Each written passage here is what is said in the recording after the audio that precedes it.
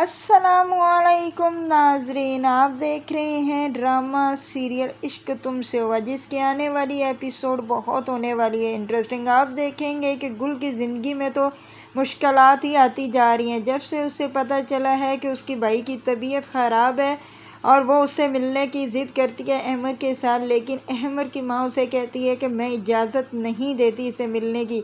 आज इसे बड़ा भाई याद आ रहा है, जब वो उस वक्त कहाँ था जब इसके वो मानता ही नहीं था बहन। इस पर अहमर कहता है कि अम्मा, नोमी भाई की बहुत तबीयत ख़राब है, आप बस करें, इसको एक दफ़ा जाने दे। आप देखेंगे कि बिलाखिर गुल ज़बरदस्ती ही चली जाती है अपने भाई को मिलने के लिए, और जब अपने भाई से मिलती है तो वहाँ पर उसकी भाभी भी उसकी सही बेइज्जती करती है और उसे कहती है कि ये सब कुछ तुम्हारी बदमाओं ही की वजह से हुआ, और आज मेरा मियाँ इस वजह इधर यहाँ पर है और तुम जानती हो कि अब सारी उम्र ये ऐसे ही अपाज रहेगा। इस पर गुल कहती है कि भाभी, इसमें मेरा क्या कसूर है, मैंने तो कुछ भी ऐसा नहीं किया। इधर आप देखेंगे कि जब गुल घर वापस आती है तो उसकी सांस आते सहर ही उसके सर पर चढ़ जाती है और कहती है कि आज तो तुम्हारे भाई का मुझे सुनकर बहुत अफसोस हुआ, लेकिन एक बात मुझे बताओ गुल, उस वक्त तुम्हारा भाई कहाँ था जब तुम्हें उसकी ज़रूरत थी? उस वक्त तो तुम्हें वो बहन समझता ही नहीं था, आज तुम्हें बहुत उसका दुख लगना शुरू हो गया है। गुल आगे से खामोश होती है और बिल्कुल कुछ नहीं कहती और वहाँ से उठकर चली जाती है। इधर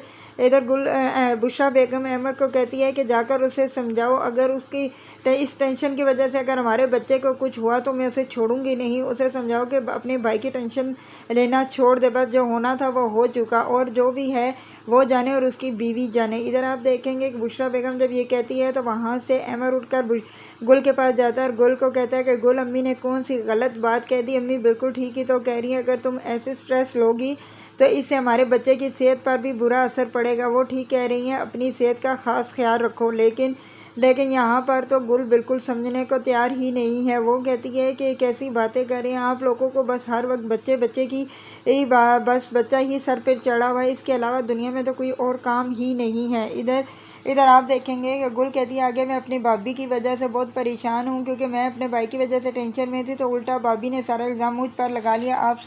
आप देख रहे नहीं थे। तो इस पर वो कहता है कि अच्छा जो भी है चुप रहो। दूसरी तरफ आप देखेंगे कि सुरैया की माँ तो बस इसी बात पर ज़ोर उसे दे रही है कि तुम किसी तरीके से नोमी से तलाक ले लो और इसे सर से उतार दो। इस पर सुरैया अपनी माँ को कहती है कि इसका क्या मतलब है? वो कहती है कि सब आज को कहाँ सारी उम्र तुम संभालती रहोगे, अभी तुम जवान हो, तुम्हें कोई अच्छा सा रिश्ता मिल जाएगा, दूसरी शादी करो और अपनी ज़िंदगी इंजॉय करो। इस पर सुरैया को बहुत गुस्सा आ जाता है और उसको अपनी माँ को सुनाना शुरू कर देती है। कहती है कि बस करें, आपने ये सोच भी कैसे लिया कि मैं नोमी से तलाक लूँगी? मैं कभी भी नोमी से तलाक नहीं लूँगी, मैं उसी के साथ सारी ज़िंदगी बसर करूँगी और उसे मैं संभालूँगी। इधर दूसरी तरफ आप ये भी देखेंगे कि जब गुल अंदर वापस आती है तो बुशरा बेगम कहती है कि गुल, तुम्हें अमर ने समझा ही दिया होगा कि अपनी और हमारे बच्चे की सेहत का ख्याल रखो, अगर तुम ऐसा ही स्ट्रेस लेती रही तो उस पर भी बहुत बुरा असर पड़ेगा, अगर तुम्हारी तबीयत ख़राब होगी तो हमारे बच्चे को कुछ हो गया तो फिर कौन ज़िम्मेदार है? इस पर आप देखेंगे कि गुल को बहुत गुस्सा आ जाता है। गुल कहती है, खाला जान बस करें, आप हर वक्त बच्चा बच्चा,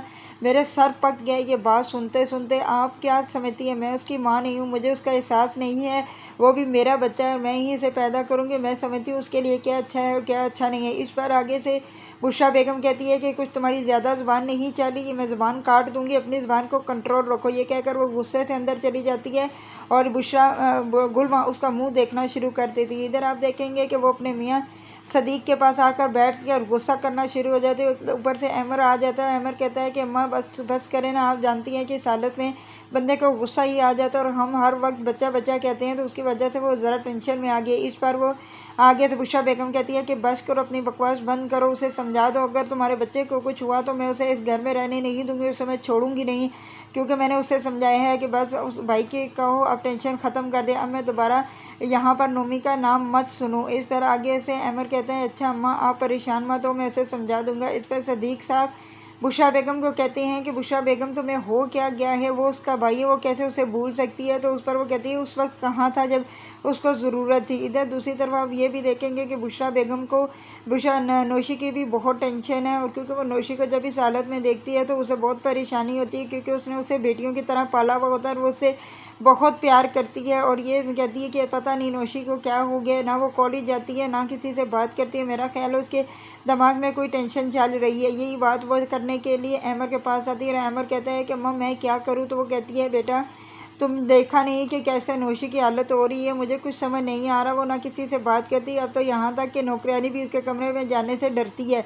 इस पर वो कहता है कि अम्मा उसका दिमाग ख़राब हो गया, उसे कहीं साइकेट्रिस्ट को चेक करवाएं, नहीं तो किसी पागल खाने में जमा करवा दें। जब ये कहती है तो अंदर नौशी अचानक से आ जाती है और नौशी कहती है कि तुमने मुझे पागल का, वहाँ पर गुलदान पड़ा हुआ उसके सर में दे मारती है और कहती है कि मैं पागल नहीं हूँ, तुम सब लोगों ने मिलकर मुझे पागल किया। वहाँ पर गुल भी आ जाती है। गुल ये जब देखती है तो वो शोर करना शुरू हो जाती है कि ये पागल होगी, ये इसने मेरे मियाँ पर अटैक किया। तो इस बार बुशरा बेगम कहती है अपनी बकवास बंद करो, वो पागल नहीं है, बस उसको स्ट्रेस है और वो ठीक हो जाएगी। दूसरी तरफ अब ये भी देखेंगे कि सुरैया की माँ तो सुरैया की वजह से बहुत परेशान होगी। वो अपने दोनों बेटों को कहती है कि ये लड़की पागल होगी और मुझसे इस घर में से हिस्सा मांग रही है, इसकी देखो जुर्रत कितनी है, अब कौन सा हिस्सा इसको मैं दूँ, इसका फूटी कोड़ी का भी हिस्सा नहीं है, उल्टा तुम्हारा इसके शोर को छुड़वाने में भी हमारा कितना पैसा लगे। इस पर रईस कहता है कि माँ बच करे, अभी नोमी भाई बीमार है, जब वो ठीक हो जाएंगी तो सब ठीक हो जाएगा। सुरैया कहती है कि यही तो मैं इन्हें समझा रही हूँ, जो मेरा हिस्सा बनता है मुझे दे दे, मैं ताकि अपने शोर का अच्छा सा इलाज करवा सकूँ और वो ठीक हो सके। इस पर उसकी माँ कहती है कि अब वो बिल्कुल ठीक होने वाला नहीं है और एक बात याद रखो,